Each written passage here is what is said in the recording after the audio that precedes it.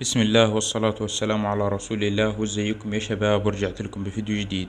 فيديو النهاردة يا شباب بإذن الله هعرفكم ازاي ترتبوا ملف PDF متلخبط عندك. يعني انت مثلا لو عندك الصفحة الأولى هي الصفحة الثانية والثانية الثالثة والرابعة العشرة ومش عارف ايه، ازاي ترجع ترتبه تاني؟ يعني تجيب الصفحة دي هنا والصفحة دي هنا والصفحة دي هنا وتظبط الملف.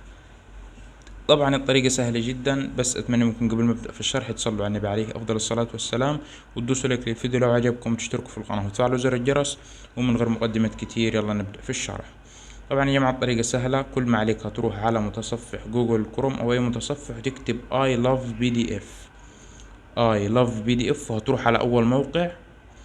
طبعا هو هيفتح معاك مش بالشكل ده يا جماعة، هيفتح معاك بالشكل ده. انت هتروح دايس على الثلاث نقط وعامل اصدار سطح المكتب اللي هو ده، وبعد كده هتروح على تنظيم ملف PDF اهو، وبعد كده هتدوس حدد ملف وهتختار الملفات. بعد كده مثلا وليكن انا اختار الملف ده يا جماعة اهو. بعد كده هكبر شوي، تمام، وهنزل تحت.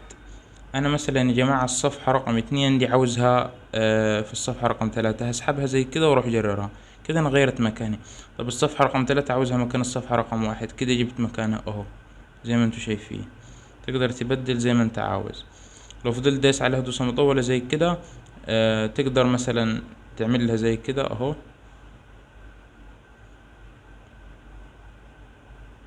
لحظة واحدة يا جماعة.